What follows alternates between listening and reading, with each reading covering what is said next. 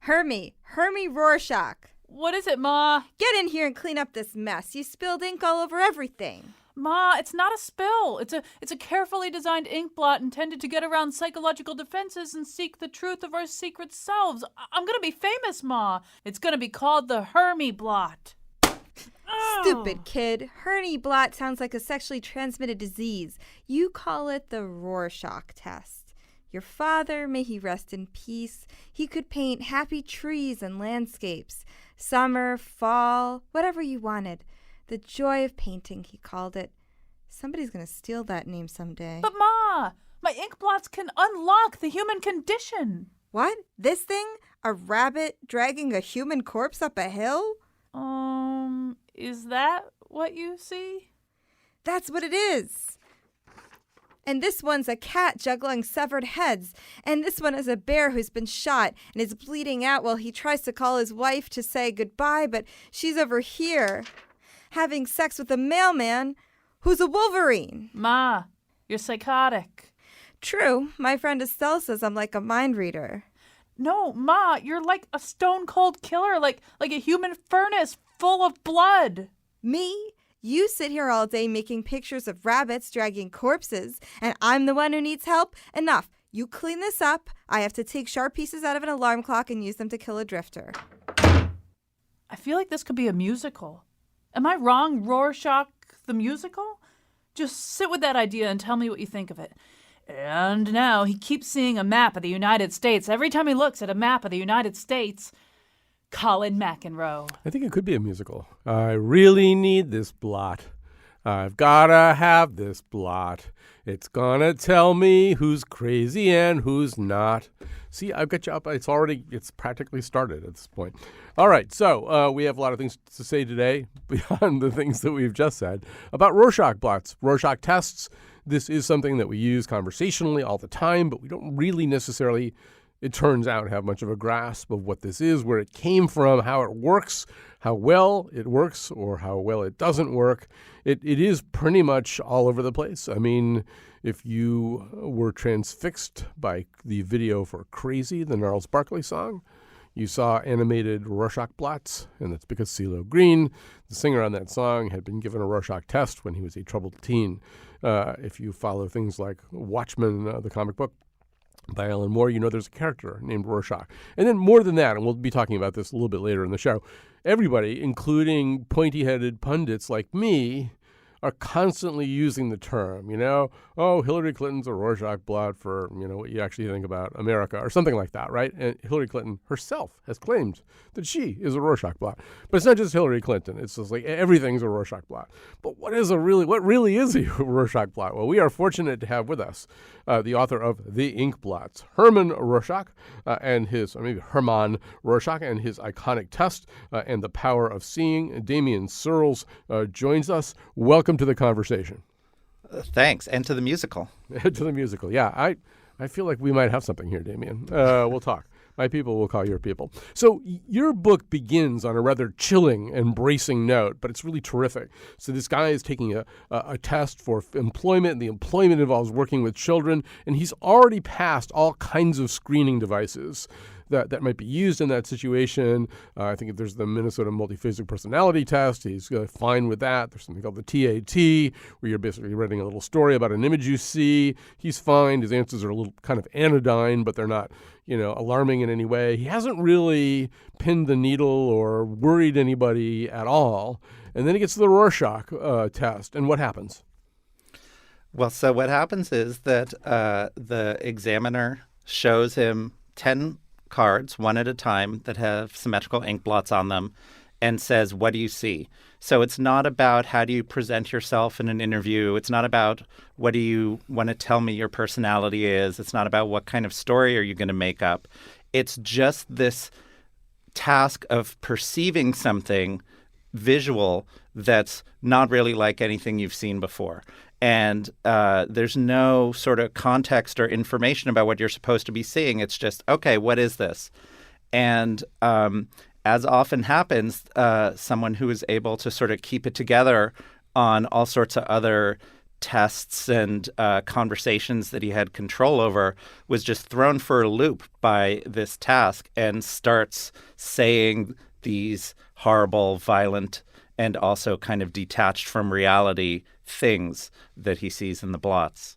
And so, Should I tell the rest of the story, or? I know, yeah. Tell the rest of the story. We like a good story. Yeah. So, the examiner scores it because the Rorschach test is actually pretty technical and says, this person should not be given this job.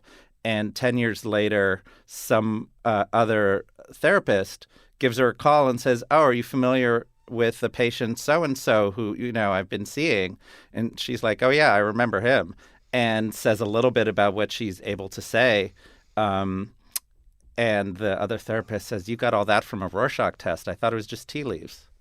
And, so in other words, she's saying that she thought the Rorschach test was something along the lines of a pseudoscientific fortune cookie, something like that, not something that you really had to pay attention to. But we know from your book that Rorschach test results are admissible in court. They're reimbursable by insurance. There's lots of ways in which they've stood up to peer-reviewed studies. We know that that they really do have this capacity. But I have to sort of say, why? I'm expecting you to come up with an answer that you may or may not have. But why, if this person in this example was, smart enough or at least aware enough to know that when he was taking the TAT, he shouldn't make up gruesome stories or alarming stories about the pictures he was being shown, and was smooth enough to get through the Minnesota multiphasic without tripping any tripwires? Why would it be that he wouldn't, I don't know, I guess if I were this fiendish person and I were trying to get through this process, I'd try to give pretty bland answers about my Rorschach plots. Yeah, that's the million-dollar question, right? And I mean, that's why I opened the book with that story because, I started researching it sort of as skeptical as everyone else, thinking it was some mid-century truth serum gimmick. But before I found out that it actually really is used and it really is real. And the reason I opened the book with this story is that no matter how skeptical you are about what the results say, it's just an undeniable fact that they did something to make this guy say stuff that he was perfectly well aware that he didn't want to be talking about. So it did get around his defenses one way or another. I think the big reason is probably that it's visual. Vision taps into deeper parts of our mind and our brain than talking. The large majority of our brain is devoted to visual processing. It's much more primal. It's, I don't know if you've heard the term the lizard brain, but it really is. You can manage what you want to say, but you can't manage what you want to see. When you see it, it's just there and it hits you. And it turns out in a sort of strange context like this, you can't even manage what you want to say about what you see because something about it has really, hit you hard and you find yourself just reacting with the kind of person you are. So we got to just, first of all, I'm going to say that Damien Searles' really fascinating book, The Ink Blots, deserves I just feel like it's on the verge of being about a doo-wop group. But anyway, it deserves a close read on its own. And his sketch, your sketch of this man, Herman Rorschach, is really fascinating. We don't have time, nor is it probably a good idea to go through all that. But give us just a quickie. Give us a quick sense of who this guy is. One thing we know is he's rather good looking, right? He's a little bit more handsome than your typical pioneer of clinical psychiatry. Yeah, that's been the fun parlor trick I've had for the last couple of years, which is to say he looks exactly like Brad Pitt, and everyone's like, "Yeah, I guess you're the starstruck biographer." And then I pull out my phone and type Herman Rorschach in, and first thing that pops up is separated at birth, a picture of him next to Brad Pitt, and everyone's like, "Oh my God, he does." So a great subject for radio, Brad Pitt. So Herman Rorschach was a psychiatrist. He was born in 1884, German-speaking Switzerland, but he was also a visual person. His dad was a drawing teacher. He was raised very artistically, and he was a lifelong sort of amateur visual artist. He kept sketchbooks and visual diaries and sort of made toys for his kids in the wood shop and took photographs of his patients that he organized by diagnosis to sort of understand them better. So he was just a visual person. And the thing about psychoanalysis and most of psychology is that it's sort of by the word people for the word people. It's about sitting on a couch and talking, and do you make slips of the tongue, and what do you say and don't say. And the thing is, not everyone's a word person. You know, I'm a writer, but I'm married to a painter and art historian. And believe me, I know that visual people and verbal people don't see the world the same way. And so he was just sort of primed by his background to try and take another tack about getting access to people's minds and personalities. And, you know, going from the idea that how you see things says at least as much about who you are as what you say about things. If he hadn't been known for ink blots, he might have been known for monkeys. Right? He actually, he got along with his, I mean, like a lot of people experiment on monkeys and it doesn't go so great, but he liked his monkey, right? He liked his monkey. Phipps was his monkey's name. And it was actually about his patients, you know. So he worked in basically the equivalent of big state hospitals with sort of hundreds of patients in his department under his care, many of them seriously psychotic or catatonic, paranoid, schizophrenic, things like that. Not the kind of person that you can put on a couch 5 times a week and talk to. So he would try other approaches. He'd give them art supplies. And at one point, there was a sort of traveling theater troupe that had a monkey. And he said, hey, can I have your monkey for a few months? And so he took the monkey around with him on rounds with all the patients. There are actually photographs of this with a monkey sort of playing in the patient's hair and the patient sort of smiling and laughing. So he was trying to find ways to connect with people. Yeah, actually, I saw that traveling theater troupe do Miss Julie without the monkey, and it wasn't that good. So I was upset. They said the monkey was someplace else. So this is a time. I mean, what's fascinating about this, Damien Searles, is that these ink blots. Obviously, this is a time of great intellectual foment. Everywhere you look, like it's just a great time to be alive and be creative and be inventive, and we really are sort of still on the kind of frontiers of Jung and Freud, and we can get to all that. But there's also this revolution going on in the arts. You know, by 1913, you've got the Firebird Suite, and you got the Schoenberg, the Vienna riots over music. That everywhere you look, there's stuff going on in art and music, and this feels in a way that we would never say about any other form of clinical testing, like it's part of that as much as it's part of anything else. Right. I mean, I'm still surprised that Rorschach isn't in any of the art history books about surrealism or about futurism. He was in Russia in 1914 in Moscow when futurism was exploding, and he met those people, and he probably saw Mayakovsky, you know, walking around in one of his futurist parades with his bright yellow jacket. And he wrote an essay on the psychology of futurism in 1915, which no other major psychologist was doing, really engaging with this kind of modern, sometimes abstract art. So, you know, in a way, one of the things I say about the 10 ink blots that Rorschach made for the Rorschach test, these are probably the 10 most analyzed paintings of the 20th century. But they're not talked about that way because they weren't meant to be hanging in a museum and in the art history surveys. They were meant to be these tools for differentiating between different people's different ways of seeing things. Right. I think I might have just said Firebird Suite when I meant Rite of Spring. You can't make a mistake like that on public radio, by the way. You'll hang by your neck until dead. All right. So one thing that I got curious about, Damien, is you know, I'm 100% with you on everything that you just said, but particularly about the relationship of this stuff to art and the way, and yeah, I think it's a great thing to say. They're the 10 most analyzed paintings of the 20th century. I'm also wondering what artists think about that. You know, when we're looking at a painting instead of an ink blot, how different is that experience, at least according to an artist? So I asked one. So we know that Rorschach's theory had to do with connecting seeing and feeling. And when you think about it, that's also, I think, a lot of what goes on between an artist, the viewer of his art, and the object of art itself. But we thought, well, what would an artist think about that? So we decided to find an artist, and I happen to know a very good one. His name is Cary Smith, a painter of hard-edged abstract paintings. He exhibits his work at galleries in New York City. He joins us today. So, Cary, I'm sensing that you're a little bit skeptical about whether there's any real connection between Rorschach blots and the work of artists.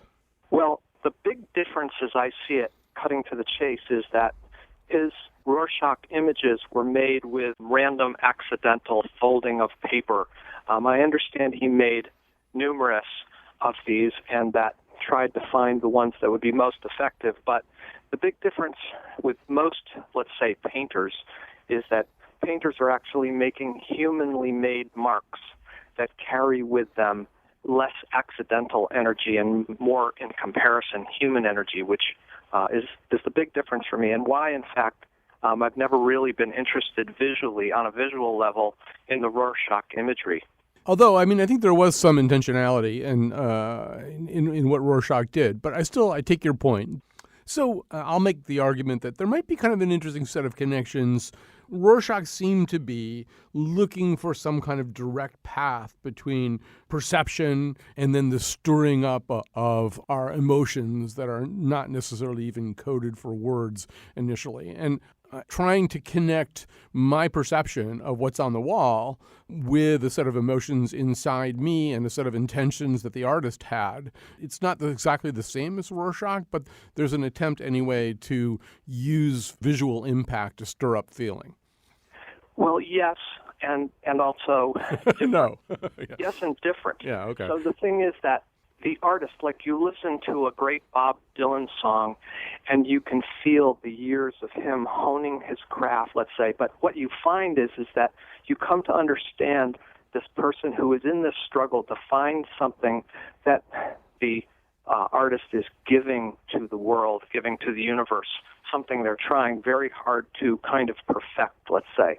I've actually never been particularly interested in Rorschach imagery. It just doesn't give me enough information about how human beings deal with being, alive and dealing with their lives. Like, that's another thing that the way that artists are judged, it seems to me, by people who have the power to judge, meaning the people who run museums or the curators, is they're looking for people who bring new inventions, new ideas that are articulated exquisitely, perfectly in some way. So, Cary Smith, the last thing I want to ask you is, obviously, you must, being the kind of artist that you are, have the experience of people walking into a gallery and looking at your art on the wall, looking at a specific painting and saying, I see this, or this makes me feel really sad, or that's a very scary, set of shapes up there, and have that be not reflective of your conscious intent. So, Yeah. So what do you do with that? I mean, I'm asking you kind of a Rorschach-y question. Sure. What do you do when people have a reaction to your work that just isn't anywhere on the radar screen of what you were intending? I remember watching this TV show on public television. It was about the Beatles, and they interviewed various artists, and they interviewed Peter Gabriel, and he said that the Beatles' music enabled more people than almost any other band to project their own fantasies onto it. And I thought, wow, I really like that. When I first started making art, I wanted to control what people saw, and when they would say things that I didn't agree with, which is actually, now I realize, almost everything that gets said, I'm not that interested in it. To be honest, forgive me. But it's the way it works. People see what they want to see, and I like the idea. This is what I like to think of. I like to think of somebody buying a painting of mine or acquiring a painting somehow, having it on their wall in their house down on the shore, and having some wine with friends, and looking over the shoulder of one of their friends and looking at my work and having it take them wherever it takes them.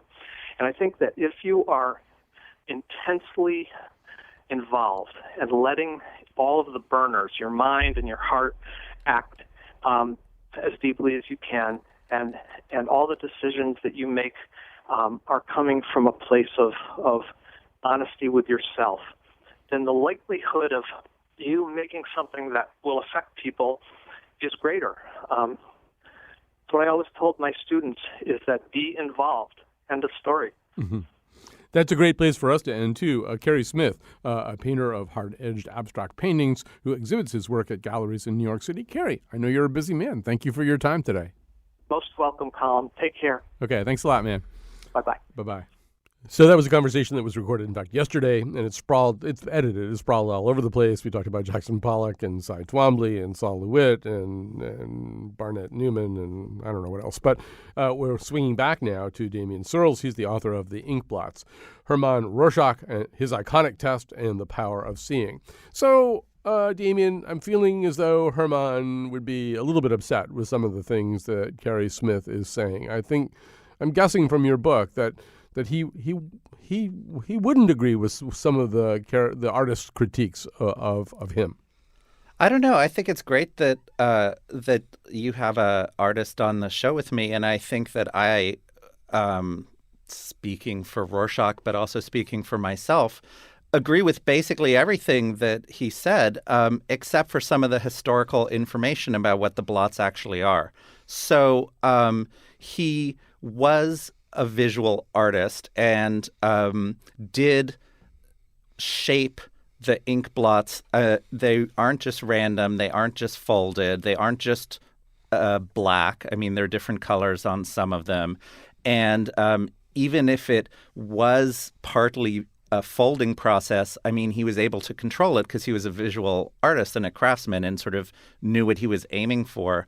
He said in some of his letters that his early versions were much sort of prettier and more artsy, but he pared them down and sort of stripped them of a lot of the aesthetic qualities to have them be more meaningful, but at the same time not unambiguously meaningful. The other thing is that because he was working with patients such as paranoid patients, it was very important for him to strip out his to any sense that he was consciously crafting these images. You know, you don't see brush strokes. It doesn't look like someone has made a test, because if it did, then the paranoid patients would freak out and would focus on that and not be able to sort of see what's there to be seen. So, you know, even minor things like not putting the numbers of the cards on the front because the paranoid patient would be like, oh, what's number one? Number one what? Or not putting a border around the cards because that in Switzerland might remind them of a black-edged death notice, and then that's all they'd be able to focus on. So this is a way that the Rorschach blots are not exactly like art, because he's not trying to convey his personal artistic vision. He's trying to remove his personal artistic efforts from view, so that all that's left is something kind of in the visual world for the viewer to react to. Right. He's looking for a kind of sweet spot. I mean, if it's too on the nose or too pointed in a particular direction or too full of artistic creative energy, that's going to be a problem, because you want the viewer to be doing most of the work here. If it's too boring, if it's a circle or something, that's not going to be enough. So somehow or other, he has to find some room for people to look at something and come up with what they come up with. So exactly. And I mean, the other thing is that there's something really there. If it's a smear that everyone just sees something random, then it's not much of a test. It's just something like clouds that you can free associate to. Rorschach said, no, the cards aren't actually that good for free associating because they're too specific. So one thing that the painter mentioned was this idea of projecting something onto abstract image. And for a long time, that's how people understood the Rorschach test, that it's just this smear, there's nothing there, and so anything you say it is kind of comes from inside you. But that's not how Rorschach meant it, and that's not how people understand the Rorschach test today. It's really much more of an interaction. You're being given this kind of complicated, unusual visual task, and how do you approach it? There's some things that lots of people see. There's one card that looks like a bat. I thought it looked like a bat. Hermann Göring thought it looked like a bat. Everyone thinks it looks like a bat because it looks like a bat. So if you say a bat, that doesn't mean you're projecting your vampire fantasies. It means that on this card that is relatively unambiguous, you are seeing the same sorts of things that other people see. And so if there wasn't some of that real objective, concrete handhold, so to speak, then it wouldn't be much of a test. It would just be, the same as anything. All right, you know what? I think we're going to grab a break here, although I think people are out there wondering, okay, so how does it work exactly? What do they wind up grading is the wrong word, but what do they wind up grading you on? We'll talk more about that when we come back. Right there on the pillow where I thought you'd laid your head. It seems to happen every time. I feel like I'm slowly losing my mind. And maybe this is what it was like when Rorschach fell in love.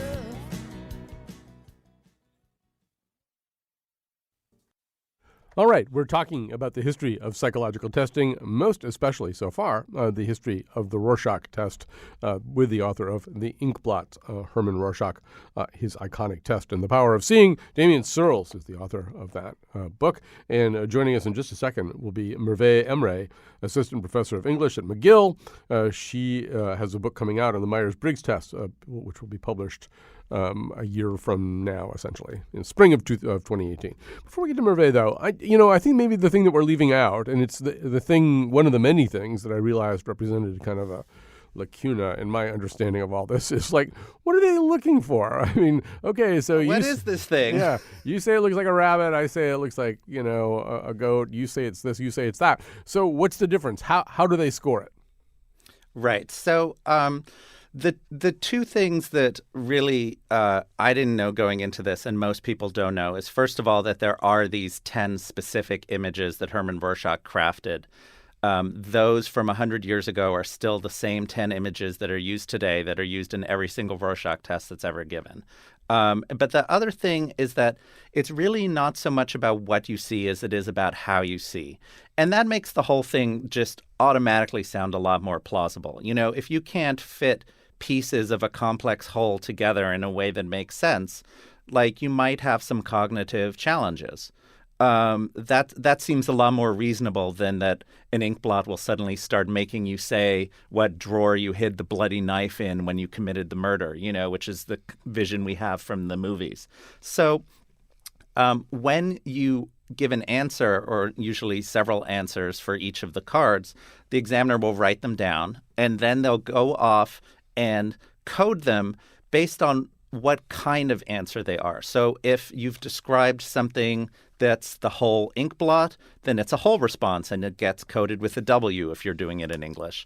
If it's a detail response, it's a D. If it incorporates the color, it has a C. If it's an animal, it has an A. And things like that are enough, and were enough for Hermann Rorschach to do some ratios between how many of your responses are this, how many are that, or what order do you tend to move in? Do you start with a sort of vague whole and then get more specific, or vice versa, or get stuck, or whatever?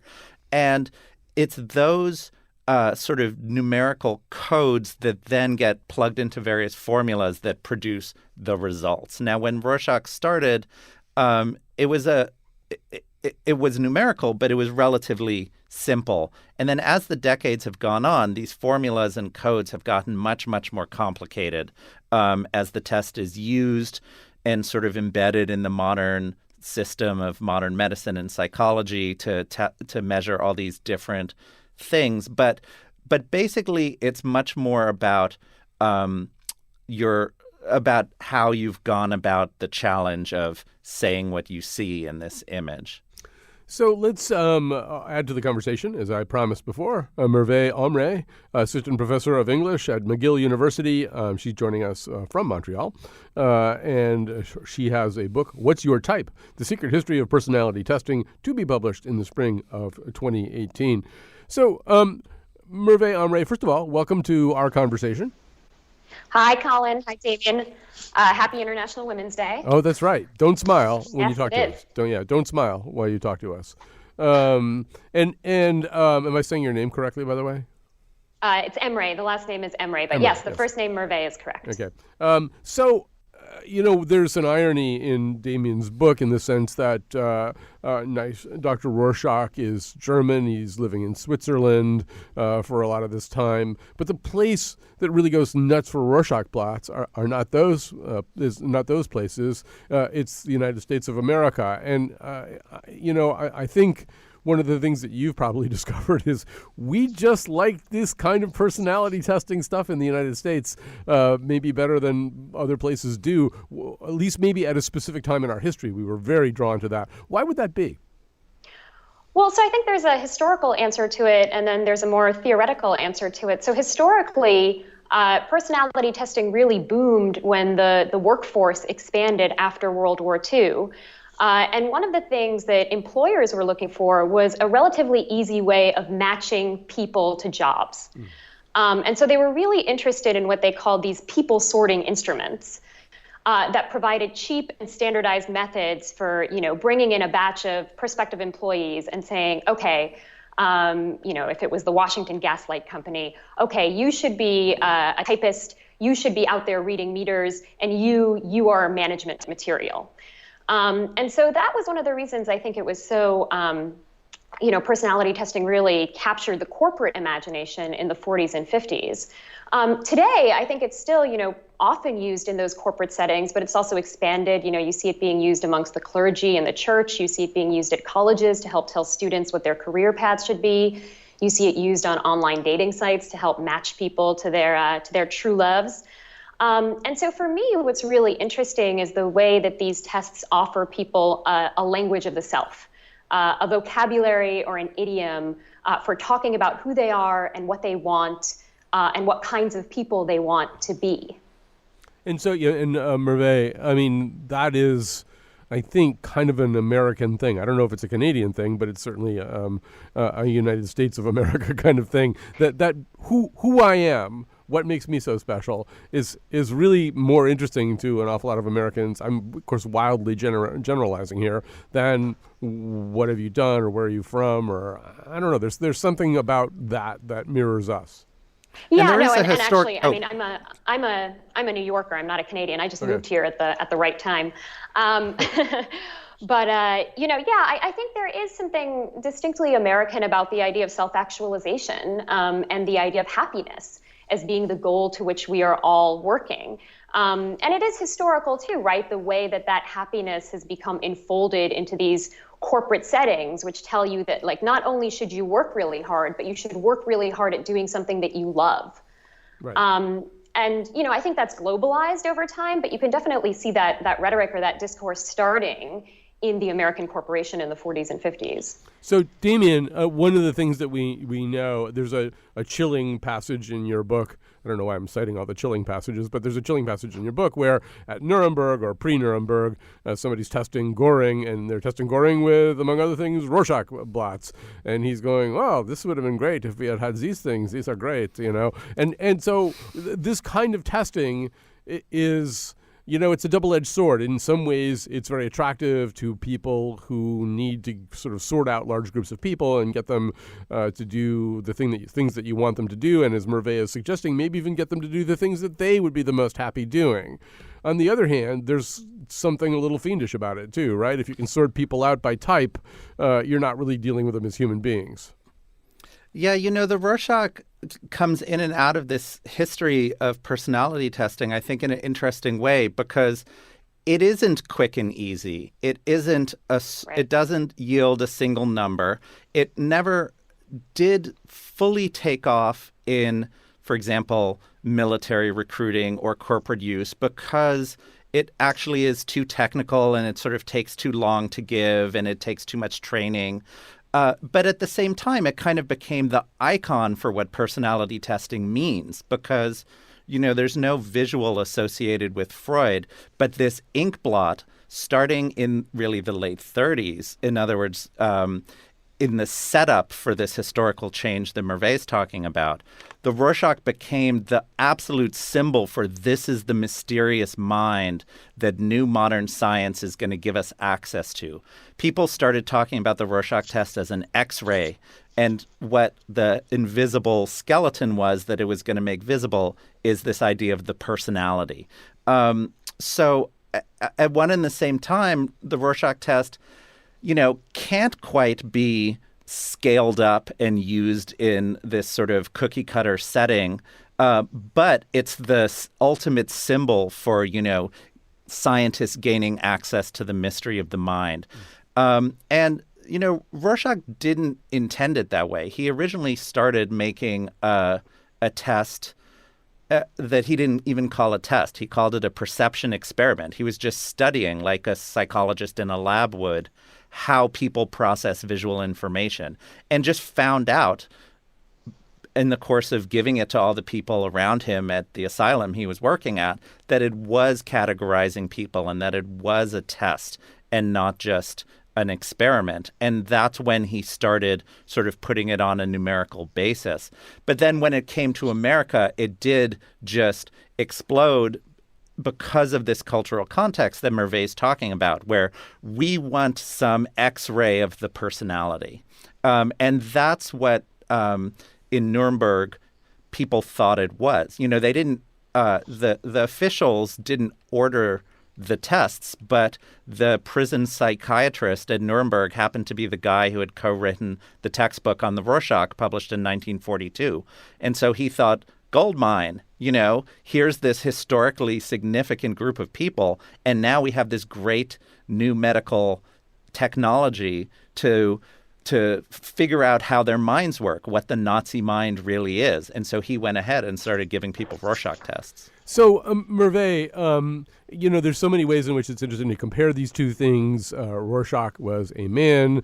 His disciples, who immediately started feuding, two of them were men. He was popularized in this country by a man. Myers and Briggs are not just women here on International Women's Day. They are mother and daughter. So, first of all, tell us, what did they think they were doing?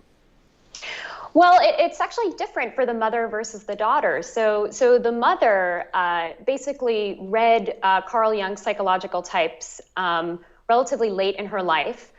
She was a lapsed Christian, and she was looking for a new religion. And to her, the language of type, identifying people as extroverts or introverts, thinkers or feelers, offered her a kind of a new religion for understanding the world and the people who inhabited it.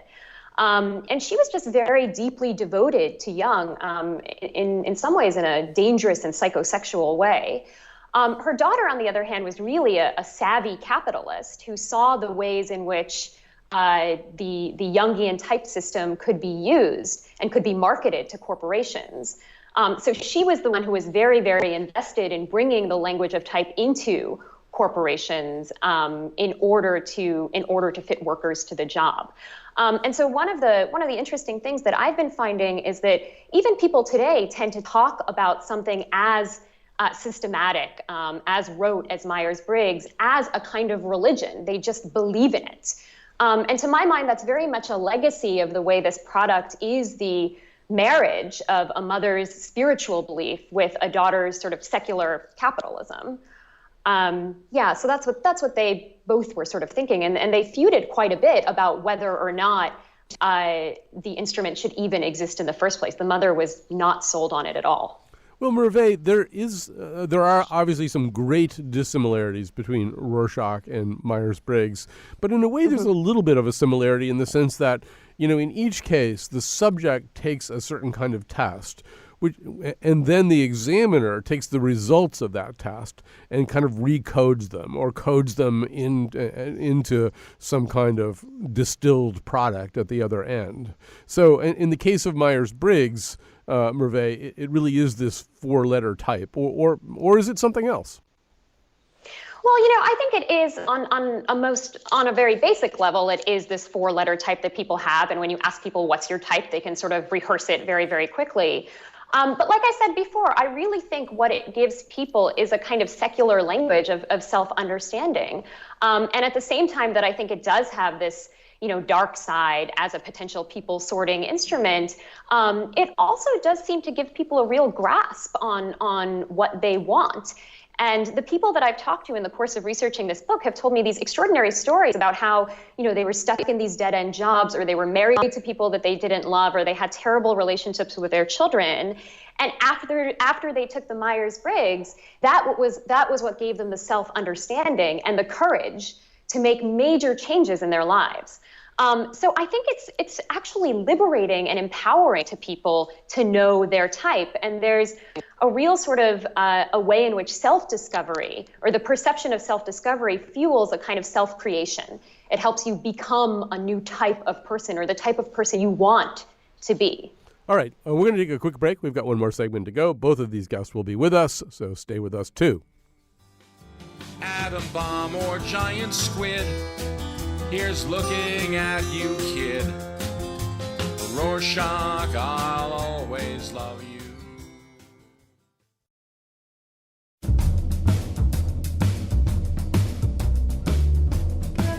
Today's show was produced by a bug with antlers and a dead mouse.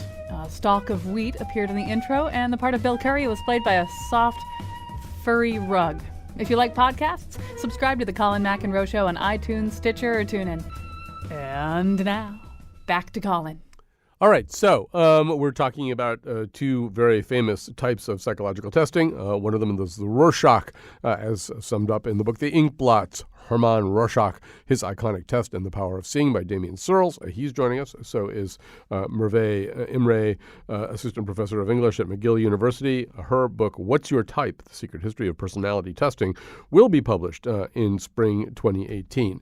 So I think, Damien, this is a question that I don't really know the answer to, which is the worst kind of question to ask. But, I feel as though, like my church uses Myers-Briggs testing, and I've already had my Myers-Briggs thing done. So when I joined the church, I said INTP. Let's just skip that whole thing. But I don't think churches are going to use the Rorschach blot. The Rorschach blot, although maybe it does have kind of industrial applications, maybe it in its own way might be good at being the kind of, Harry Potter sorting hat that Merve is describing for Myers-Briggs, but it just has a different reputation, right? It has this reputation of being the thing that kind of uncovers the dark chasm of your soul. Yeah.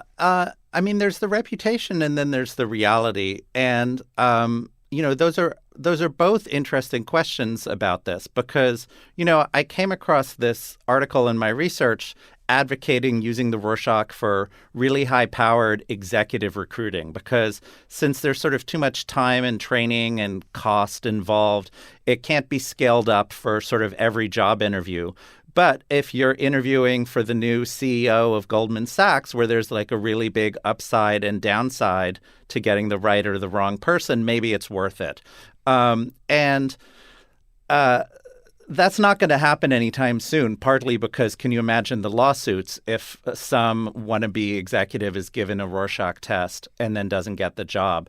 And that has to do with the reputation, sort of irrespective of the science. It was interesting. It was a good time to write this book now because really it's since 2013 that there was this massive study that put the Rorschach on a more solid scientific, objective, empirical footing than it's ever been on. So the people who think they're skeptical of the Rorschach because they believe in science may not be actually up to date on the science. It actually does work and is proven and valid and correlated and everything you'd want a scientific test to be, but only as the real thing, not as the magic, trick that makes Amy Schumer see her mother when she looks at the cards or whatever it is. And so, that's one of the things that drew me to the subject in the first place, because it turns out that not only is it a cliche, but it's this real thing that actually works, even if it works in a different way. And Merve, I'm wondering, how's the Myers-Briggs test doing these days? Damien is suggesting, if anything, at least in some circles, the Rorschach test might even have a little bit more affirmative status than it used to. My sense of Myers-Briggs is that it's taken some knocks over the last decade or so. Yeah, I think that's right. It was originally the largest validation study that was done for it was done in the 1970s by ETS, the folks who published the SAT, because they were debating whether or not they should start publishing the Myers-Briggs too. And ultimately, they couldn't validate it. And pretty much every study that's been done since, other than the ones the Myers-Briggs Foundation will put in front of you, every other study that's been done, and almost many psychologists or psychiatrists who've looked at it, say that it really isn't valid. I mean, if you give it to the same person on 2 different days, there's a pretty high likelihood that that it'll produce 2 different type designations. Where this is interesting, though, is when it comes to lawsuits that, as Damien just mentioned. So if something isn't scientifically valid, if it really is pseudoscience, then you can't file a lawsuit when it's used to try to type somebody.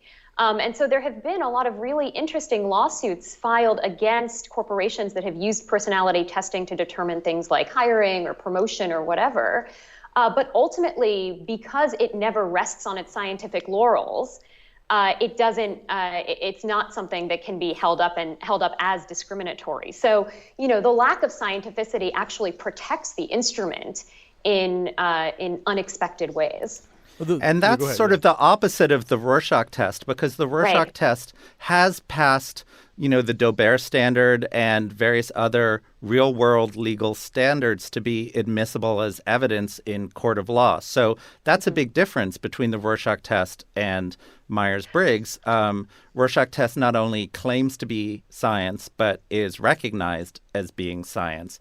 I mean, I should say that any responsible person will give it as part of a group of other assessments. So it's not like if you see that snake on the moon on card 3, then, you're going to lose custody of your kid, the end.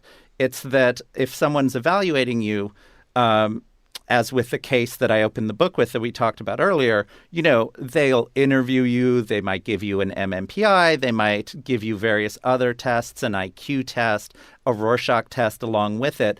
And then the evaluator will come up with an overall assessment. So I think this kind of fear that, like, if I see something creative, they're going to think I'm crazy.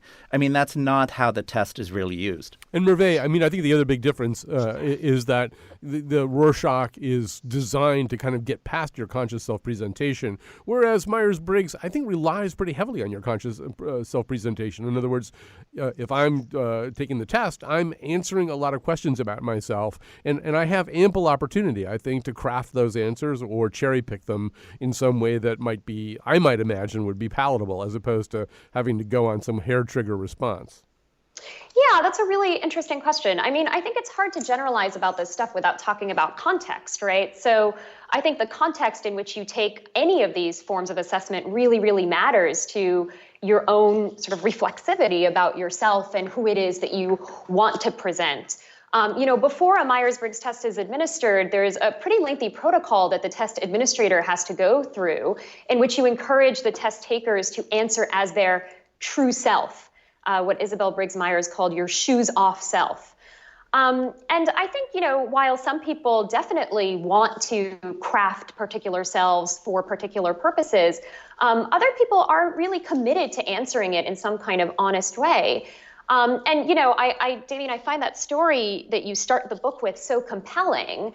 And I just wonder whether you believe that that's a unique example, or if you found contexts in which people do have the ability to be a little bit more reflexive about how they're answering and what self it is that they are projecting. I mean, particularly, I would imagine people who've taken the assessment multiple times. Right. So that is a great question, and it's sort of similar to a question I asked Damien at the outset of the show, but it will all have to wait for Rorschach 2, the sequel to this show, because we are really out of time right now. Thanks so much to Damien Searles. His book is The Ink Blots, Hermann Rorschach, his iconic test, and the power of seeing. And we can't wait for Merve Imre's book, which is What's Your Type? Why can't I say titles all of a sudden? What's Your Type? The Secret History of Personality Testing, to be published in spring of 2018. Thanks to everyone who helped today. But maybe I'm crazy. Maybe you're crazy. Maybe we're crazy. Doc, I gotta know, who is this Rorschach guy, and why does he keep painting so many pictures of my parents fighting? And that time my babysitter forced me to eat an egg salad, and that time I fell off my bike, and... Is that what you see? Yeah, and a butterfly.